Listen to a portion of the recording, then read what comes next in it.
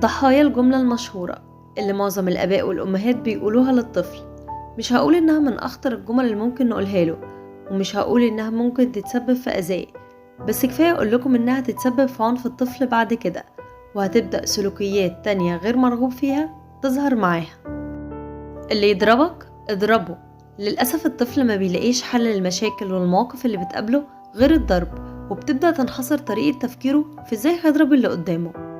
وللأسف الطفل بيترجم الجملة دي بأن الضرب هو السلاح الوحيد اللي هيدافع بيه عن نفسه وياخد بيه حقه. وترجع تزعل أولياء الأمور لو ابنهم كبر وقال لهم هياخد حقي بدراعي، ويصوتوا لو ابنهم دخل خناقة ويطلعوا يجروا وراه في الشارع.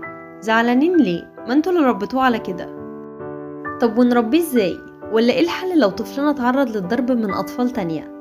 رقم 1، هنعلم الطفل فنون الدفاع عن النفس من خلال رياضة يمارسها زي الكاراتيه، ودي هتزود ثقة الطفل بنفسه، خاصة لو الطفل كان ضعيف بدنيا.